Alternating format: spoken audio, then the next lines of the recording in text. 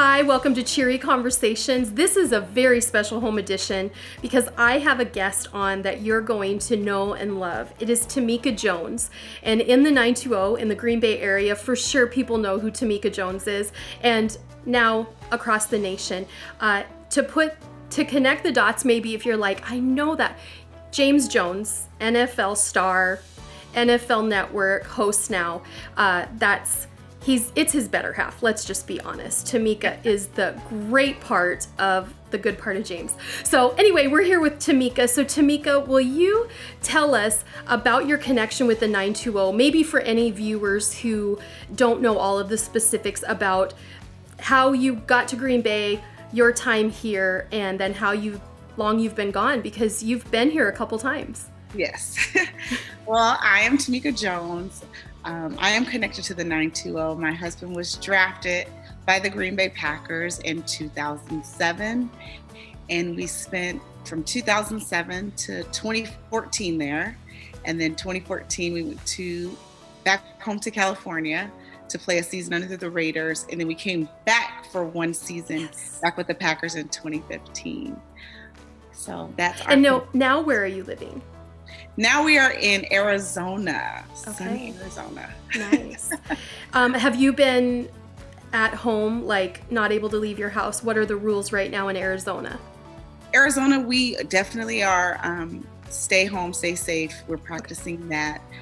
They tell you can get outside, enjoy the weather because it's pretty warm here, but still social distancing, mask. They only want you to go to the grocery stores only when you need it every so often. So we're still dealing with that as well. So tell us about your family and then how it's working, because you have children. Yes. So we finally, this is week 4 now. We finally got our routine down a little bit. The 2 boys, James and Jordan, they are 6 and 8. They have been troopers through this all. It's a blessing to have James home, working from home. He gets to be the PE teacher while I do all of the curriculum, the classroom curriculum. So it's been pretty helpful. And they're just excited to have Dad here a lot more often. So yeah, pretty good. We're going to talk about your life because your life is different than some, but there's a lot of people that, they're not the wife of an NFL player, and now he works for the NFL Network. So you're saying he's traveling even typically for that, right? Yes. Yeah. Yes. He traveled to LA for that. So. Okay. Mm-hmm. So I think that people can relate when their husbands or wives are military or travel with work. It's interesting, in Green Bay, we have a lot of people that travel domestic, but also internationally, like weekly, which is really interesting that we're a bit of a hub for, some major companies that fly their people. So there's a lot of families that they don't get to have their spouse around all of the time. But today you have some insight on moving, on changes, on waiting, because right now we're in a waiting period with stay at home for sure. But waiting to know, is James going to be signed, this next season? I think it all looks glamorous until you know that in the NFL, it's a very stressful thing. So I want to hear from you how you navigate change and waiting, because I know you've lived it. Oh, yes. Change, I consider myself pretty good with change. I just try to make the best of any situation, especially being the spouse of a professional athlete. I feel like when change comes, it's best to be a little bit more supportive, because it's actually, yes, the home life changes for us, but everything that they've come to know and what they know and their everyday routine, that's more so where the big change comes from. So I just try to be supportive for him in that. And in my mind, I came into it knowing like, at any time things can change. You just have to be prepared for it. Yes, enjoy it and live it, but also to be prepared just in case. So I think for us, Green Bay gave us so much stability. Yeah. The first, 7 years. So we were actually blessed just to kind of know that was home. The last couple of years we didn't know, but change, we just adapt and just try to look at the glass as half full instead of half empty. Like even with our kids, they came on towards the tail end. And for them, like we still look back and say, hey, remember we lived in San Diego for a week, or we lived in New York for a month. And they love it to say, oh, I lived in San Diego for a week, or they just, I think for them too, seeing how we handle change, it helps them if they don't see us too rocky or too nervous. Yeah. So I think it's all in your approach and how you view the situation. Yeah. Well, and I love that you said when you model it really. And to be able to say, we lived in San Diego, we've lived here. Like, kids love that. Like, Aubrey is like, well, I've gotten texts from her while she's at school. Mommy, we lived in San Diego, right? I'm like, yeah. She's like, what part of San Diego? And I can tell she's trying to prove it to her friends who are in Wisconsin. And she's like, but we also lived in Houston twice, right? And so now it's like her claim to fame, whereas we thought we were like ruining their life, moving them all over the place. But it really is like, who gets to say they've lived all over the nation? And I love that you model it with your perspective. Yes. So and good. I just think it's important too. I know for kids sometimes with friendships and even us as adults with relationships. But one thing I can say, even with the NFL, like we've been so blessed for James to do what he loves financially, the spiritual relationships, but we have friends all over the country. My kids can FaceTime, some of James's, teammates, their kids. And, oh, I have a friend or a cousin in Texas. And, oh, I have someone in Georgia and Florida and, South Dakota. Like they have friends and family, extended family all over the country. So whenever we travel somewhere, we take the kids to Disney World, we'll call Nick Collins and his family like, hey, we're in Orlando. Or if we're in Texas, we stop by and see the Williams or the Drivers. Everywhere we go, we have an extended family and an extension to show our kids like, yeah, change happened, but now look at what has come from the change. Right? A family that's all over the place. Yeah. That's so cool. Okay, but you did say South Dakota. I'm from South Dakota. Who do you have in South Dakota? Let me be honest. Actually, my children's godparents live in South Dakota now. Abdul Hodge. Our Packers fans will know him. He was drafted a year before James in 2006, and he is the linebackers coach at South Dakota. Or no, yeah, I believe it's South Dakota. Is it Brookings or Vermilion? South Dakota State? Yes, Vermilion. That's yes. Yeah. That's their city that they live in, yes. That's so cool. The kids, like, they love to see that, and she'll show them the snow. Of course, they know the snow, but like they just to see that. And even being in quarantine now, like some of the writing assignments I give them, they write everyone all around the country, like as a writing lesson. So they love to see like, wow, we're sending letters to all these different states and places. So. That's so cool. I love that because there are parents that I think can feel guilty about, I was raised in the same house, went to the same school, knew the same people my whole life, and now look at I'm moving my kids all over the place. And I had to get out of that mode of just feeling completely guilty and realize there are benefits. And I love everything you just said because some of our listeners and viewers can just change that perspective in themselves. So also, obviously, you have dealt with change, but how has change disrupted your pattern? You just talked about it's taken 4 weeks. Now you're in a rhythm. What are your suggestions for people who now we don't even have an end date on this quarantine? Or once we're out of this quarantine, okay, so then, and quarantine's probably an extreme thing to call it, but the stay at home order, how do you, when change happens, how do you get a new rhythm and pattern started? For us, I mean, it took a couple of days, but I am a pretty structured person. I'm an educator as well. So for me, sometimes it's like, okay, I strive for structure and I strive for order. Even like people laugh at me since my kids were babies, like they never slept in our bed. It was like, okay, this is the bedtime, they're on schedule. And it just works for me because yes, disruptions can happen, but you kind of know what comes next. Mm-hmm. And I think my kids thrive off of that because they've been doing it since they were so young. They thrive off of a schedule. So I got a whiteboard and I'm like, okay, the first couple of days, I'm just like, okay, we'll do outside. I try to keep it as close as close as to what they do at school. Oh. So a typical morning, we'll wake up and I wake up first, we pray, they read their Bible, we'll have breakfast, they're dressed, ready to go. But I give them outside time for 30 minutes before we start any school. And that's because that's like driving to school, or if you ride your bikes to school, or when you're at school a little early and you get the 20 minutes to socialize and be with your friends, and then you go into the classroom. So I don't want them to be in the house all night in the morning and then go straight to having to sit down and focus. Wow. So we get about 30 minutes outside time, free time, whether you want to ride your bike, whether you want to shoot shots, even if you just want to do sidewalk chalk, you get 30 minutes to do whatever you want to do outside. And then we come in, you'll have a snack, start school. And then after school usually lasts for us at this age about an hour and a half. And then they have lunch. After lunch, it's PE with daddy. After PE, they have another snack. And then it's outside, like free time at that point, dinner, and then go to bed. So that has helped us just to have structure from that standpoint. They know what to expect. And we have a big whiteboard to where they see, okay, this is what we did. This is what comes next. That's so good.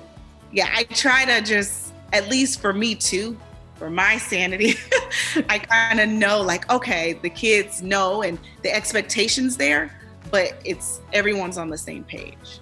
That's so good. Wow. So I need to incorporate that because my kids are sleeping in late. And then, yeah, it doesn't feel fun to go from the bed to the table immediately. Right. Because they don't have to get ready or a car ride. Never wake a sleeping child, though. Never. I have to agree with that. That's so good. Wow. Well, I for sure have learned from that. I'm sure many others. And I mean, your kids are elementary age. So, that makes a difference too. Yes. Yeah. Okay. So I know that you have people who have influenced you because you have a lot of wisdom. I mean, and a lot of that is your faith. I mean, you and James have been outspoken about how much you love Jesus. You were a part of Life Church from our first building, which was that tiny little building. I remember when, I don't know if you were with James the first time, but for sure, I remember him walking in and thinking, why would he stick around in this little tiny church? We were there. I think the babies were young, so I think I was in between like the car and children's church. Yeah, probably. You were in mom mode. You had one at the time. Yes. Yeah. And I just remember thinking, really? Like, of all the churches, why would they be at our little tiny church? But we immediately connected with you guys, and we could tell it was the real deal for you. It wasn't like a compartmentalized church on Sunday, and then it didn't really affect the rest of your life. It's ingrained in you guys, for sure, which probably is why you have had such a blessed life, a long career really in the NFL, a long career, a long time in Green Bay. And then you're so loved by so many people in the city outside of the team, outside of the Packers. You helped Cupcake Couture get off the ground. And that's still, I know it's a new owner, but it's still going, other than I think we're all shut down right now. The exchange is shut down right now, but it'll be back. And so you've been an influence on people. Who were influencers in your life, or maybe still are? Well, like I used to tell you and Pastor Sean, it was my mother.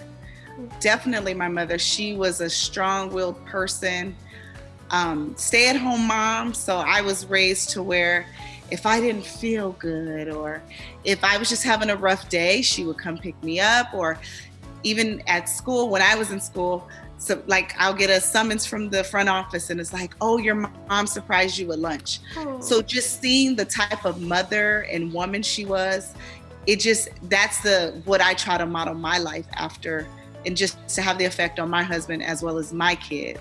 Yeah. So she passed away 3.5 years ago, but still like just all the gems and things she taught me, and even when we cleaned up her house with my father, we found notes where she, would leave notes to me and my sisters, just write like, oh, I was sitting here thinking, and, just different quotes and Bible scriptures. And, like she said, never forget, like the Bible is basic instructions before leaving earth. Mm-hmm. Stick close to it and keep it close to you. And then my sister opened her Bible and it said, me and your dad love you, but no one loves you more than God. Never forget that. So just having all of those things, and just, I feel her presence. That's somebody who keeps me going and keeps me focused. And I just, pull from the things that she taught me to put in my everyday life with my family. It's so good. Now, some of us, or some viewers and listeners, they would say, well, I didn't have a mom like that. I wish. I have this Aunt Judy. I always talk about Aunt Judy, and she is my aunt, but I've had people say, I wish I had Aunt Judy. It's almost like they want to shut down and go, well, I don't. So, I didn't get lucky or blessed. But we just, my sister and I just interviewed her daughter, Annie, and said, now, talk about it from the kid perspective, because if you don't have a mom like you have, if someone doesn't have an aunt like we had, what's the lesson in it? It's not to be sad about it. It's to decide, let me be that to someone.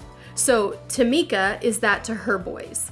And I think that's the legacy that we can start if we don't have someone that started the legacy for us. And really what you have is you looked at your mom and go, okay, I want to be like that to the people in my life. And you have been. Right. I think also too, even like with James, growing up homeless and his parents not being able to give him the quote unquote normal life, there are still people who are around you and that God puts in your life that you can tap into as other resources, which was his football coach, which was the guy when he lived in a homeless shelter who was dropping off donations and saw James playing outside the homeless shelter playing catch, and he signed him up for football. If you want someone to lean on, I would say 9 times out of 10, you can find it if you're open to it. And sometimes it comes in a different form. It could be a girlfriend. It could be a friend's mother. It can be a teacher. It can be just different. There's different people who can make themselves available for mentorship. That's so good. If you're open for it. Right. If you're teachable.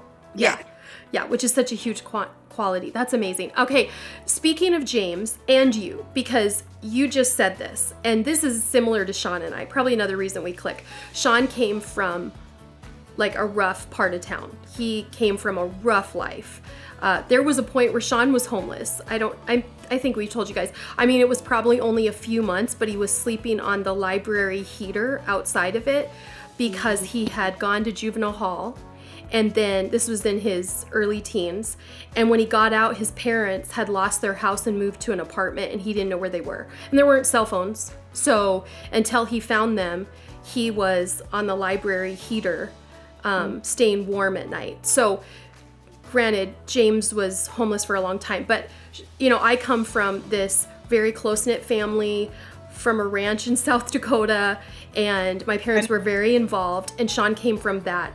What have been the challenges for you and James, and then how have you found actually the magic in that difference, that there's such difference? Well, for me and James, I think we're a pretty good balance. We are different in a lot of ways. He helps me to relax, where sometimes I'm more so like, okay, we got to do this, we got to do that, where he's like, just like, even with this quarantine, it's been a blessing having him home, because he says, take it day by day. Mm-hmm. He said, I wake up every morning thinking everyone's going to be healed and it'll all be over tomorrow. He's like, so I take it day by day. He's like, I'm not the planner. He's like, and I know you are. He's like, but sometimes you have to learn just to roll with the punches. Mm-hmm. And that helps me to say, you know what? You're right. Focus on today. And in our marriage, that's something that we strive to do. How can Tamika make James happy today? Mm-hmm. And if you work on each day, before you know it, you've strung together, like us, 12 years of marriage. Yeah. So just living in the moment, he's taught me that. But I've helped him in areas too, just more so structure, because he did come from a childhood where he went to maybe 5 different elementary schools and not having the stability until he got to high school. And I grew up I was one of those people who grew up in the same household from the time I was born until I went away to college. Wow. So same household, same elementary, middle school, high school with all my friends. So the childhood just built on top of each other. So that's something that we kind of balance each other out. And when we did premarital counseling, that's some of the things that the pastor talked to us about different upbringings and how it can be challenging in a marriage because of the things that I saw as a child and things that James saw as a child. It gives you 2 different skews on what a male or a female's capacity is and what they can do and what the expectation is. Whereas James, sometimes he's like, oh, I really don't expect people to do anything for me or be there because I've been let down so much in life. And people tell me, oh, I'll be at your game, and they never show up. Mm-hmm. Whereas me, I was raised, you should be able to expect stuff from people. Mm-hmm. And it's okay to have that level of expectation. And that's normal, but that's a very big difference. It's so good.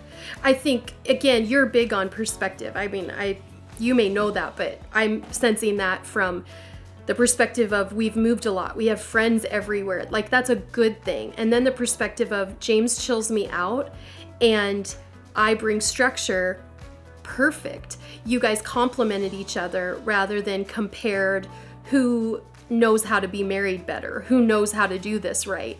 That wasn't your game. Also, you said, so focus on today and how to make James' life better. So interesting. My Aunt Judy, in a recent conversation I had with her, she talked about marriage and she said, we've just determined, she's been married for a crazy amount of years, 40 some or 50 some years. And she said, every day we just have to ask, how do I outserve the other? And I was like, mind blown. But literally you said the same thing in different words. How today can I make James' life better? Because if you're doing that, even if he doesn't start out doing that, he's going to start to return the favor. Right. And I think a lot of people are pointing fingers in their marriage saying, she needs to do this better, or she never does that, or he's terrible at this. And it's all of the negative perspective. And we're waiting for the other to do the right thing instead of just, how do I outserve? How do I outlove that person? And I love that you talked about day by day. Like, when I think about the Safer at Home and I don't know an end date, that's what paralyzes me. That's what brings me anxiety that I don't admit I'm even anxious about. But if I just go with, it's Monday. All right. How's today going to be? Yeah. Love that too. And it's funny because even James, we've been talking lately in our marriage, and we talk to other friends and people who are more so the newlyweds. And sometimes I've learned, and even us earlier on in marriage, so we tend to focus on what a person isn't doing instead of what they are doing. And when if you compare the 2 lists, 9 times out of 10, they're doing more than what they're not doing. That's so good. So if you focus more on the positives, then you'll be willing to work through the negatives. Yeah, that's so good. And well, I mean, James being homeless, James going through what he went through, even when he wasn't homeless, it was a struggle. It was a life that was an uphill climb, right? Yes. And I have noticed anybody who's had to go through a hard time in life, afterwards they typically feel like, is anything that big of a deal? So it doesn't surprise me that you're saying James is helping us through this stay in place, because he's like, I mean, is there anything that could get worse? Like, he's lived it. And so as much as it's hard to go through hard things, when we know that God makes good of everything, he makes good of James. I mean, James is a chilled guy. I mean, Sean just needs to hear his voice and he laughs, because he's just going to bring the whole conversation to this like relaxed, fun way, because now he lives a great life in comparison to what he did. And I think that's his perspective too, because for him, the hardest part about this, his heart goes out to the kids who are in the homeless shelters right now. And he said, I couldn't imagine being in my 6x6 room with my mom and my sister in quarantine, so we can't be around the other residents. I can't go outside. Like, they don't have school as the outlet. The only probably time they get to go out is when they go pick up the meals from other places. He's like, my heart goes out to those children, or even children who school was their outlet, just to, even if they lived at home, just their time to get away and not focus on the pressures and the stressors that they see their parents going through. Yeah. So. Well, I know you guys have always been very generous and have worked with people who have lived that life, and that's just who you guys are. And I believe that that's in direct correlation with why you guys have been blessed. I mean, you guys have not had to struggle, or we noticed you weren't fearful when James wasn't with the Packers anymore, or you were waiting to see what team he was going to be with. And that has nothing to do with you just live this special life in the NFL. This has to do with your faith and where your hope comes from. So thanks for being a model. You are a model, both of you guys, to couples in the NFL. In fact, do you have anything that you guys have up your sleeve? Because we've talked a bit about that, and it sounds like you're having conversations with people who are newly married. Right. Maybe you're talking people in the NFL, I'm not sure, but do you have anything you're working on when it comes to ministering to couples? Well, right now, I mean, for the past, it's been close to 8 years now, 9 years, we do our annual couples trip. And it's with Tremont Williams and Chantrell Williams, Morgan Burnett, Nicolette Burnett, and then Andrea and Nick Collins. And that's our time, literally, where we minister and we pray for and we pour into each other's marriages. And it's just a time where you can release in a safe space and know that it's someone who's rooting for you, and someone who is pro-marriage and pro-love and pro-family, people who want to see you win and do well, who's checking on the kids. And it's just a time where you get to recharge your batteries and understand, like, okay, it's not just us going through this. And then it sends all 4 couples out, and then you're an extension to other couples. So we come, charge our batteries, and then when we talk to the other people in the NFL, or even friends and family, we can pull perspective from each other to share with everyone else. So good. So you're ministering to 3 other couples ultimately, which is discipleship, more one-on-one, and the ripple effect. It's there. Actually, Sean was talking, because now he didn't get to be the Packer chaplain when James was here, but now being the Packer chaplain, I heard him on the phone with a chaplain from another team yesterday, and he was like, man, Tremont Williams, like, he spiritually is such a lead for the team, and to have Tremont back and have that spiritual water table lifted has been incredible. And James was really a leader in the Bible studies that Sean had for the Packers, both times he was here. But Tremont, it's true. It's a testament to what you guys are investing. And Shan and Tremont's marriage is awesome. Like, you can tell. So I love that you're not going, okay, well, we want to get 100 couples and then we're going to be on a big stage and that's how we're going to do it. You guys are doing it in that true discipleship form. So thank you. Thanks for modeling that. You guys are awesome. We love you, and it's been so good to connect and see your face, your cute face. So we're going to wrap this up. I'm so glad that you were all a part of this conversation, and what a treat to have Tamika Jones. I mean, this is a very special Cheery Conversations. So if you'd like to connect with me, you can go to sunnyhennessy.com. I'd love to know if you have other guests in mind. This show itself may make you think, I wonder if she could interview this person or talk on this topic. So you can do that by going to sunnyhennessy.com. Otherwise, we'll see you for the next Cheery Conversation. Thanks, Tamika. Thanks for having me. Bye. Bye.